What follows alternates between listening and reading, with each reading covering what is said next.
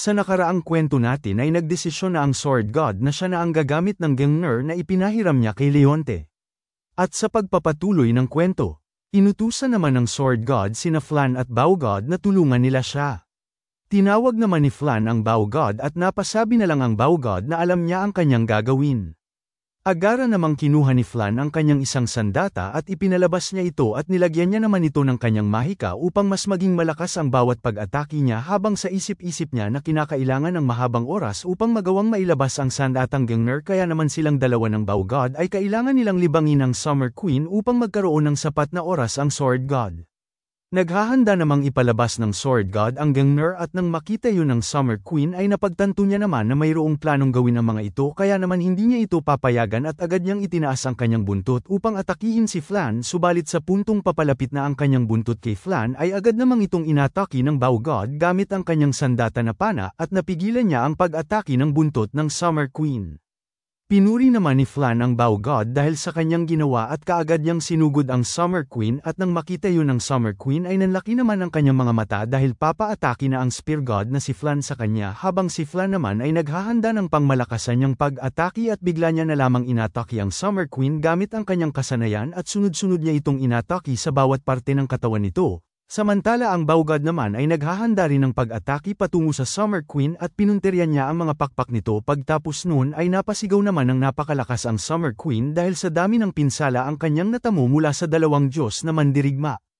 Napangiti naman si Flan dahil tumatagos ang kanyang pag-atake sa matigas na kaliskis ng dragon at ayon pa sa kanya na natitiyak niya na ang Summer Queen ay pagod na at tinignan niya naman ang Sword God na naghahanda ng pag-atake ng Gungnir at ayon pa kay Flan na kung magawang patamaan ng Sword God ng Gungnir ang Summer Queen ay nasisigurado niya naman na katapusan na nito. Bigla namang lumingon ng Summer Queen kay Flan sabay sigaw ng Summer Queen sa kanya na ang lakas ng loob niya upang gawin ito sa kanya at agad niya namang binugahan ng apoy si Flan at dahil sa bilis din ng pag-atake ng Summer Queen ay hindi na nagawang makaiwas ni Flan kaya naman sinalag niya na lang ito gamit ang kanyang sandata at habang sinasalag ni Flan ang pag-atake na apoy ng Summer Queen ay sa isip niya na tama lang iyan at magalit siya ng husto at mas pinalakas pa ng Dragon Queen ang kanyang Dragon's Breath habang iniisip ni Flan na tama ang ginagawa ng Summer Queen na ituon lamang nito ang pansin sa kanya upang magawa niyang bigyan ng oras sa paghahanda na ipalabas ng Sword ang Gungnir dahil kung matapos na ang paghahanda ng Sword sa Gungnir ay natitiyak naman ni Flan na katapusan na nito.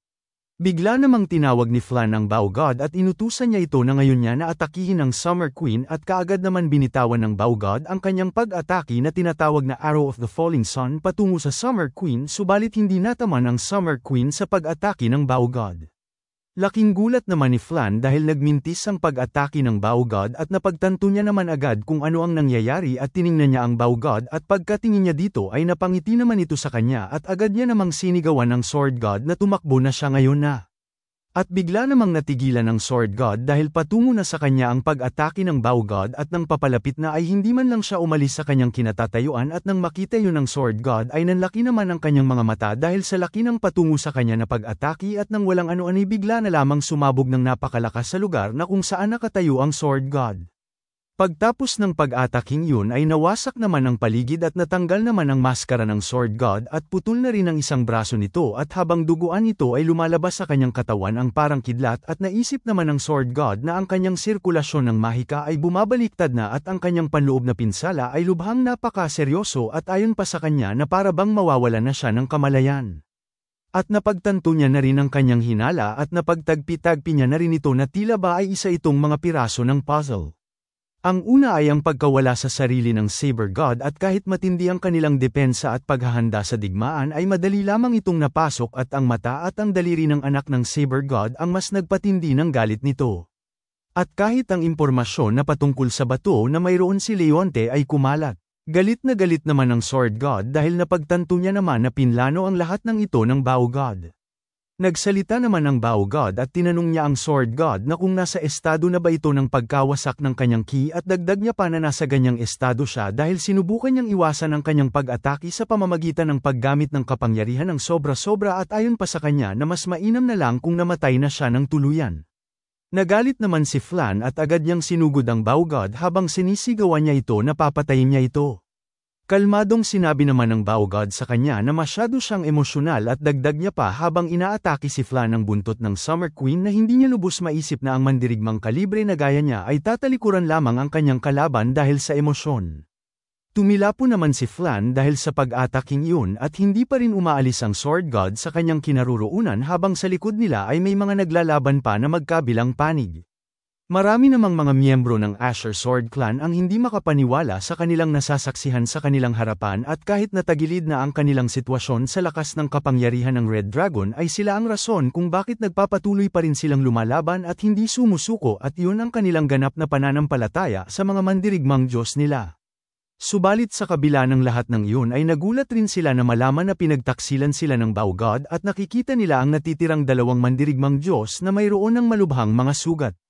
Makalipas ang ilang minuto ay sinabi naman ng Summer Queen habang naghahanda siya ng pag-atake na hindi niya inaasahan na magtatagal pa pala ang digmaan na ito kaysa sa kanyang inaakala at dagdag niya pa na bagaman ay ito na ang katapusan ng Asher Sword Clan at sabay buga niya ng pangmalakasan niya na pag-atake na apoy patungo sa Sword God habang ang Sword God naman ay wala ng lakas upang maiwasan pa ang pag-ataking ito at napapikit na lamang siya subalit pagkadilat niya ng kanyang mata ay nakita niya sa kanyang harapan ang nasusunog na tela at pagkatingin niya ay nakita niya na sinusubukan harangin ng Spear God ang apoy na patungo sa kanya at habang sinasalag ni Flan ang apoy ay tinanong niya naman ng Sword God na kung nanghihina na ba siya subalit wala namang naging tugon ng Sword God sa kanyang katanungan kaya naman sa isip-isip ni Flan na parang hindi na ito ang Sword God dahil ang Sword God ay siyang sentro at hari ng Asher Sword Clan at ang kanyang kaibigan na kahit kailan ay hindi mapapalitan.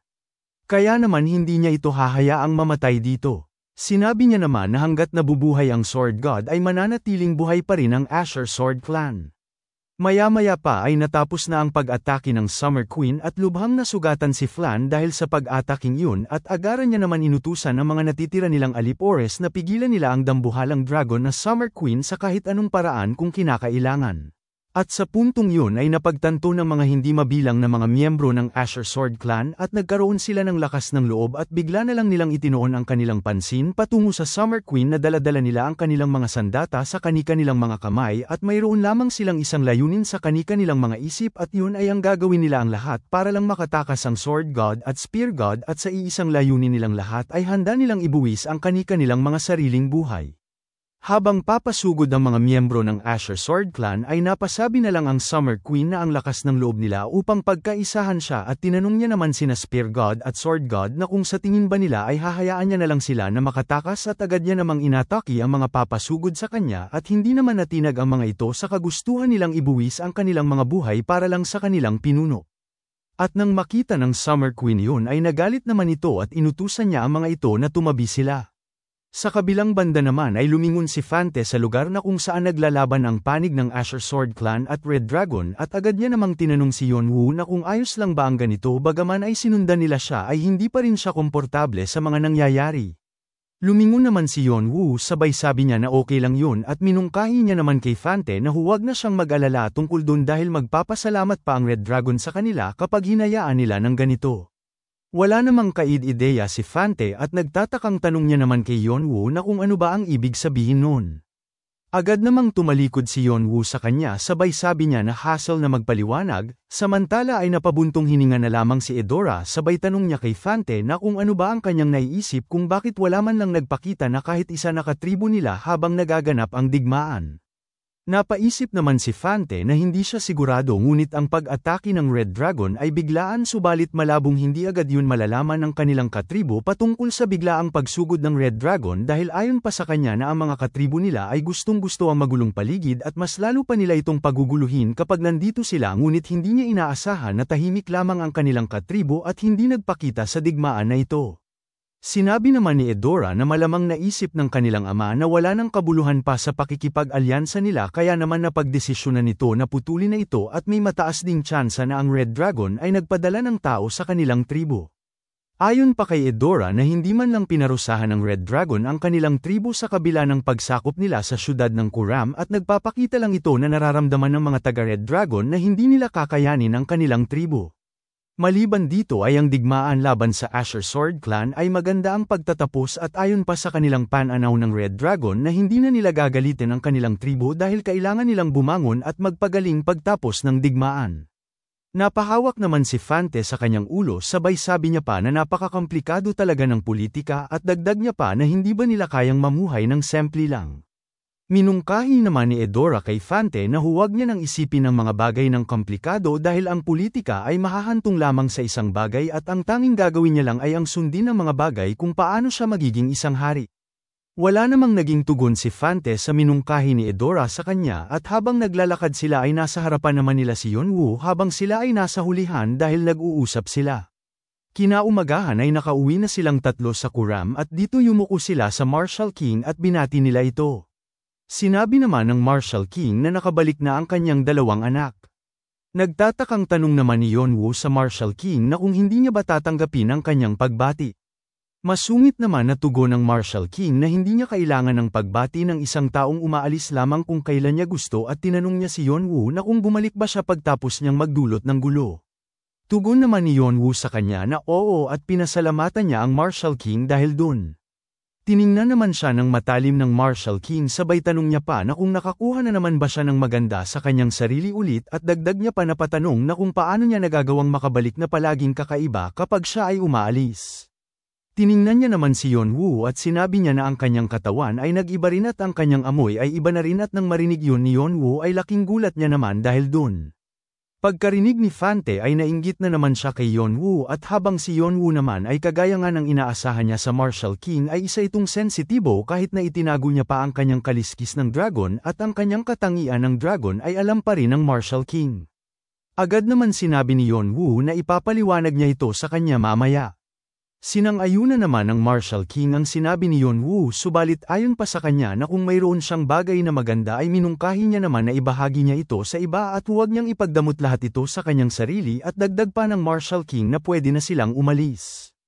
Sa puntong papaalis na silang tatlo ay tinawag naman ng Marshall King si Cain at tinanong niya ito na kung natapos niya ba ang kailangan niyang gawin. Lumingon naman si Yeonwoo at natigilan naman siya sa itinanong ng Marshall King sa kanya at maya-maya pa ay napangiti naman siya at lumapit siya sa Marshall King at yumuko sabay pasalamat niya. At nakuha naman agad ng Marshall King kung bakit siya nagpasalamat at binati niya naman ito at minungkahi niya na pwede na siyang umalis. Nang makaalis na si Yeonwoo ay habang nakatingin naman ng Marshall King sa libro ay napapangiti na lamang ito. Makalipas ang ilang oras ay nagmamakaawa ang isang miyembro ng Asher Sword Clan sa Marshall King at sinabi niya na nakikiusap siya na tuparin niya ang kanyang tungkulin bilang alyansa ng Asher Sword Clan. Bagaman ay ang Sword at Spear God ay tagumpay na nakatakas ay wala silang ideya kung saan man sila naroroon at ipinaliwanag niya naman na ang Red Dragon ay nagtalaga ng mga taga-subaybay sa kanila at kasalukuyan silang pinaghahanap sa ngayon upang paslangin kaya naman nagmakaawa siyang tulungan niya ang Asher Sword Clan. Umilaw naman ang mata ng Marshall King at tinanong niya ang lalaking duguan na kung bakit niya yun gagawin. Nagtatakang sinabi naman ng lalaki sa kanya na kung hindi ba na ipinangako niya sa kanila ito bilang kanilang alyansa at dagdag niya pa na ang kanilang headquarters ngayon ay kasalukuyang nasa ilalim ng pagbabanta at inaatake sila ngayon ng mga mataas na ranggo na mga taga-Red Dragon na clan. Nang marinig ni Yeonwoo ang sinabi ng lalaki ay hindi naman siya makapaniwala na kasalukuyan ng inaatake ang headquarters ng Asher Sword Clan at ayon pa sa kanya na mas agresibo pa pala ang Red Dragon higit pa sa kanyang inaakala at napatanong naman siya sa kanyang isipan na kung dahil ba ito sa bato. Muli namang nagsalita ang lalaki at sinabi niya sa Marshall King na ang Sword God ay kanya ding disipulo at ang Spear God ay kasapi rin ng kanilang tribo. Tugon naman ng Marshall King na ang Spear God ay matagal nang pinutol ang ugnayan sa kanilang tribo at ang Sword God naman ay matagal na ring tumiwalag sa kanila.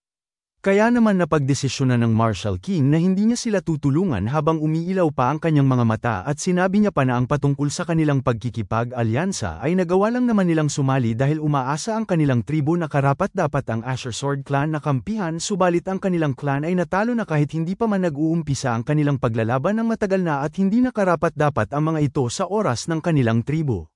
Nang marinig yun ni Yeonwoo ay naisip niya naman na napaka-estrikto ng Marshall King pagdating sa mga usapin na ito dahil kaya niyang putulin ang ugnayan ng kanyang sariling katribo at disipulo at ayon pa sa kanya na sa ngayon ay nakikita niya na kung paano pamunuan ng Marshall King ang kanilang tribo at mas naging mas matagumpay ito.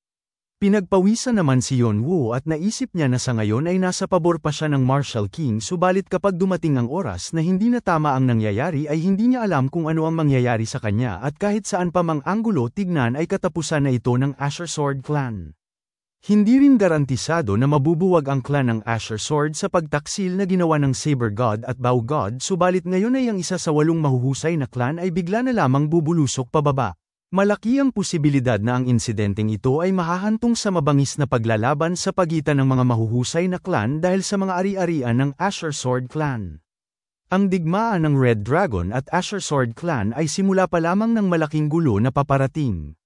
Tiningnan naman ni Yonwoo ang kanyang mga kamay at ayon sa kanya na wala na siyang oras kaya naman kailangan niya pang mas maging mas malakas pa at napagdesisyonan niya naman na dapat masanay siya sa katawan ng dragon at iorganisa ang mga katangian nito dahil napagtanto niya na kulang pa ang kanyang karanasan pagtapos ng paglalaban nila ni Bahal.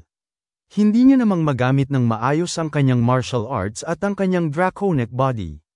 At napagdesisyonan niya naman na iisa-isahin niya lamang ito at sa tingin niya naman na magiging abala na siya simula ngayon. Habang naglalakad sila ay naisip naman ni Yonwoo na dahil nasa koleksyon niya na ng mga kaluluwa sina Bahal at Leonte ay pwede niya ito ipatawag at tatanungin niya na lang ito mamaya at iimbestigahan niya ang dalawa at sasanayin niya pa ang kanyang 8 extreme feasts at patuloy niyang aakyatin ang tore subalit ang uunahin niya sa ngayon ay ang papisain ang kanyang itlog.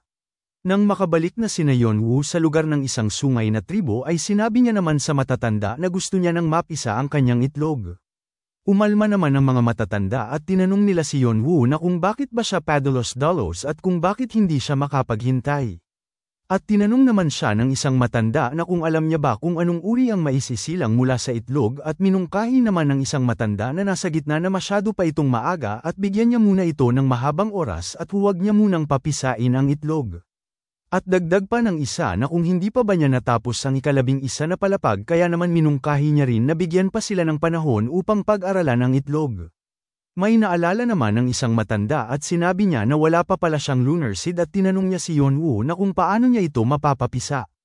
Hiyang-hiya naman sina Edora at Fante sa mga matatandang nagsisigawan na tila ba ay uhaw na uhaw ang mga ito sa pagsasaliksik ng karagdagang kaalaman patungkol sa itlog. Maya-maya pa makalipas ang ilang sandali ay humiga naman ang 3 matatanda sabay sabi pa ng may mahabang balbas na hindi nila siya papayagan kapag magpupumilit pa siya.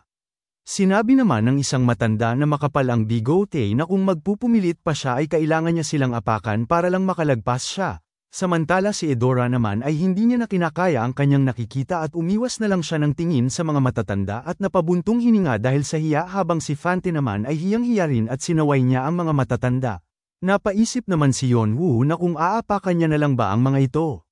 Sinabi naman ng matanda na manipis ang bigote na hindi lamang ito karaniwan na itlog dahil ang resulta ng kanilang pagsasaliksik ay lumalabas na isa itong maalamat na hayop at tinanong niya si Yonwoo na kung papipisin niya ba pa rin ito kahit na wala ang lunar seed. Nang marinig yun ni Yonwoo ay bahagyang nagulat naman siya dahil sa isipan niya na kung isa itong maalamat na hayop ay baka kahanay nito ang 4 na maalamat na hayop. Bigla namang lumapit si Edora kay Yonwoo habang hiyang-hiya sa pinaggagawa ng mga matatanda at napabuntong hininga na lamang siya sabay hingi niya ng paumanhin kay Yonwoo at dagdag niya pa na hindi naman nila karaniwang ginagawa ito ngunit parang nagka-interes sila sa kanyang itlog at ayon pa sa kanya na nag-aalala lang naman sila dahil wala pa sa kanya ang lunar seed at tinanong niya si Yonwoo na kung ayos lang ba sa kanya na papisay ng itlog kahit na wala pang lunar seed. Hindi naman tumugon si Yonwoo bagkus ay nag-isip pa ito na maging siya ay hindi niya alam kung mapipisa ba ang itlog ng walang lunar seed subalit mayroon siyang ibang paraan dahil pagtapos niyang matanggap ang enerhiya ng 4 na maalamat na hayop ay mayroong namuong isang kristal na magkakaugnay ang 4 na enerhiya ng mga maalamat na hayop at ito ang pagpapala ng 4 na maalamat na hayop at sa pamamagitan nito ay sa tingin niya naman na sapat na ito upang mapisa na ang itlog. At mayroon pa siyang kaunting nalaman pagtapos niyang makipag-ugnayan at makipag-usap sa itlog at sinabi pa sa kanya ng itlog na gusto na nitong mapisa at makalabas dahil mayroon itong bagay na sasabihin sa kanya at nararamdaman niya naman na hindi niya gustong makipag-usap sa kanya ng ganito bagkus ay gusto nitong sabihin sa kanya ng direkta. Maya-maya pa makalipas ang ilang sandali ay bigla na lamang lumabas si Chirpy sabay sabi niya na gusto niya na ring magmadali upang makasama niya na ang kanyang kaibigan. Manghang-mangha naman ang mga matatanda sa paglabas ni Chirpy dahil sa kinang nito at nanlaki naman ang kanilang mga mata. At bigla na lang silang tumayo mula sa kanilang pagkakahiga sa lupa at agad naman nilang nilapitan si Yonwoo at tinanong nila na kung isa ba yung Phoenix at sinabi naman ng isa na sabik na inabsorb ng Phoenix na ito ang kaluluwa ng saber-tooth tiger. Sinuri naman nila ito ng mabuti at napasabi naman ng isang mahaba ang balbas na kapag ang isang maalamat na hayop ay nag-evolve ay nagpapalit rin pala ito ng anyo.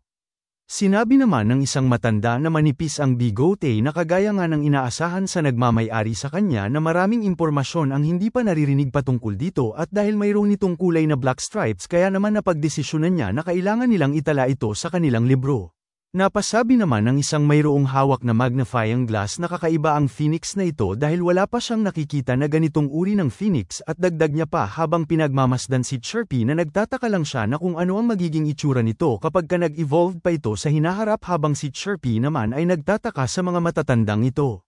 Dahil sa pagtataka ni Chirpy ay sinabi niya naman kay Yonwoo na kakaiba ang mga taong ito kaya naman tinanong niya si Yonwoo na kung pwede niya ba itong paliparin palayo. Tumugon naman si Yonwoo na sige lang. At nang walang ano-ano'y bigla na lang inihipa ni Chirpy ang mga matatanda habang sina Edora at Fanty naman ay hiyang-hiya pa rin sa ginagawa ng matatanda. Makalipas lamang ang ilang minuto ay tumungo na si Yonwoo sa isang silid at tinanong niya ang matanda na kung pwede ba siyang pumasok. Inilapag naman ng matanda ang kanyang ginagawa habang sinasabi niya na nagtataka lang siya kung ano ang nangyayari sa labas at lumingon naman siya kay Yonwoo sabay sabi niya pa na tutok kasi siya sa kanyang ginagawa kaya naman hindi niya napansin na nandito na pala siya at dagdag niya pa na parang hinaranggan siya ng mga matatanda sa labas. Iminungkahi niya naman kay Yonwoo na pumasok na siya dito at titiyakin niya naman na kakausapin niya mamaya ang mga matatanda. Tugon naman ni Yonwoo sa kanya na ayos lang dahil wala naman yun sa kanya at sa isip niya naman na ang matandang ito ay ang pinuno ng mga matatanda at tiningnan niya naman ito at ayon sa kanya na ang taong ito ay ang pinakamalakas sa kanilang tribu pagtapos ng Martial King, ang kapangyarihan niya ay iba kumpara sa Martial King subalit napakalakas din ito at napagtanto niya rin na ito ang rason kung bakit halos lahat ng miyembro ng tribu ay kinatatakutan siya. Sinabi niya naman agad sa pinuno ng matatanda na parang mas lumalaki pa ang kanyang itlog kumpara noong huli niya itong makita. Ipinaliwanag naman ng pinuno ng matanda sa kanya na ang taas ng itlog na ito ay nasa 4 na metro, at dahil patuloy pa itong lumalaki ay parang sasakupin na nito ang espasyo sa loob ng silid na ito. Tinanong naman ni Yonwoo ang pinuno ng matanda na kung gaano ba kalaki ito kapag napisa na ito. Ipinaliwanag naman ng matanda na kung iisipin lamang nila na kung baluktot ang nilalang sa loob ng itlog ay nakadepende naman ito sa bigat subalit ayon pa sa kanya na nasa 5 metro ang haba ng nilalang na nasa loob ng itlog. Sinabi naman ni Yonwoo na kung sa gayon ay mas mainam itong papisin sa labas. Tugon naman ng pinuno ng matatanda na pasasalamatan niya pa ito kung sa labas niya ito papipisin upang masaksihan din ng mga makukulit na mga kaibigan niya ang pagpisa sa itlog. Makalipas lamang ang ilang saglit ay inilabas na nila ang dambuhalang itlog ni Yonwoo at nagtipon na rin ang mga taong nakakakita nito. Tinanong siya ng pinuno ng mga matatanda na kung mayroon nga ba siyang paraan kung paano niya mapapapisa ang itlog. Tugon naman ni Yonwoo na oo dahil mayroon siyang naiisip na paraan sa kanyang utak.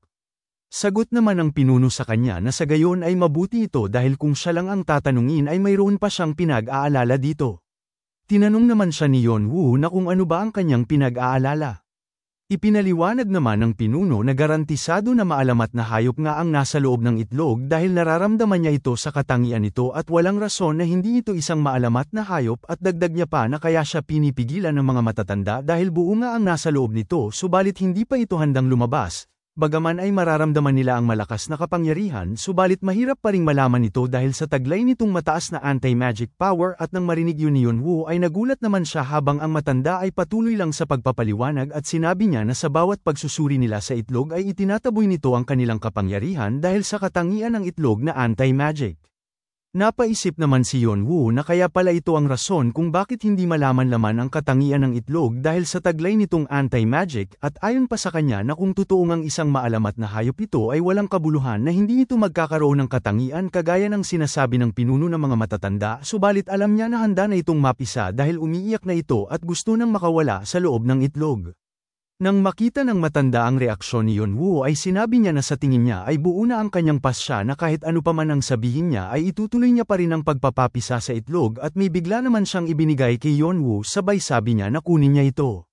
Bigla namang lumabas sa sistema ng ating bida na nakumpleto niya na ang sudden quest na tinatawag na pakikilahok sa digmaan at nakatanggap siya ng 5,000 na karma at ang kanyang kaugnayan sa isang sungay na tribo ay mas tumaas pa sa 150 at kasama na ang gantimpala. Nakuha niya naman ang tiwala ng tribo kaya naman kinokonsidera na siya bilang isang miyembro ng tribo. Pagkatingin ni Yonwoo sa ibinigay ng pinuno ay nagulat naman ito dahil ito ang tinatawag na lunar seed. Lumabas sa kanyang sistema na nakatanggap siya ng lunar seed bilang gantimpala at nakakuha rin siya ng kwalipikasyon ng pasasalamat ng maalamat na hayop bilang karagdagan niyang gantimpala at minungkahi naman ng sistema na hilingin niya ito sa Martial King. Ang lunar seed ay isang summit-setting item na mayroong ranggo na A at 2+ at ito ay isang sagrado na binhi na lumaki pagtapos nitong makatanggap ng enerhiya mula sa buwan sa loob ng kuweba sa mahabang panahon.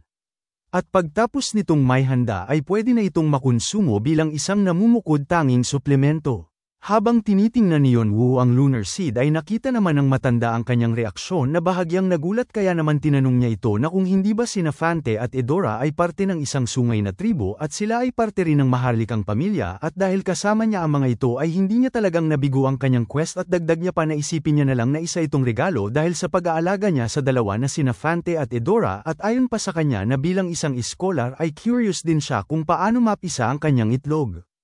Pinasalamatan naman siya ni Yonwoo at agad namang iminungkahi ng matanda sa kanya na bilasan niya ng papisay ng itlog dahil nagtataka lang siya kung ano ang magiging itsura ng nasa loob ng kanyang itlog at dagdag niya pa na mas dalian niya ng papisay nito dahil unti-unti ng damadami ang nanunood. Bigla namang dumating ang Martial King at tinanong niya na kung hindi pa ba nag-uumpisa sabay hikab niya at napangiti naman siya at tinanong niya si Yonwoo na kung gaano ba kaganda ang kanyang papalabasan sa kanyang itlog sa kabila ng kaguluhang ito at dagdag niya pa na titiyakin niya lamang na kahanga-hanga ito kagaya ng sinasabi ng lahat. Sinabi naman ni Yonwoo na dumating siya sa perpektong oras at bigla niya namang ipinalabas ang enerhiya ng 4 na maalamat na hayop sabay sabi niya pa na uumpisahan niya na ang proseso sa pagpapapisa sa kanyang itlog. Habang inuumpisahan na ni Yonwoo ang pagpapapisa sa itlog ay sa isip-isip niya naman na ang nasa loob ng itlog ay hindi naghihintay na mapisa kundi ay ang muli itong mabuhay at bigla niya namang inihalo ang lunar seed sa enerhiya ng 4 na maalamat na hayop at ang core ng isang mythical dragon na nakuha niya mula kay Leonte subalit ayon pa sa kanya na kaunti na lamang ang natitira nito dahil ginamit na ito ni Leonte gayunpaman ay nagpapasalamat pa rin siya dahil ang tunay na core ay nananatili pa rin kaya naman sapat na ito. Maya-maya pa ay bigla na lang lumiwanag ng nakakasilaw at unti-unting nagkaroon ng bitak sa itlog at bigla namang umalingasaw ang kapangyarihan na nagmumula sa loob ng itlog at maya-maya pa ay bigla na lamang lumabas ang dambuhalang kulay pula na dragon habang umaapaw ito sa kapangyarihan na may halong itim na katangian at kumikidlat-kidlat pa sa paligid nito at umiilaw pa ang mata nito. At bigla namang nagsalita ang dragon at sinabi niya kay Yonwoo na naghihintay lamang siya sa kanyang muling pagtawag sa kanya. Hanggang dito na lang muna mga bossing. Kung gusto mong subaybayan ang kwentong ito, mag-like, comment, subscribe at i-hit mo na rin ang notification bell para ikaw ang unang makapanood pag may bago tayong upload. Kita-kits sa susunod mga boss.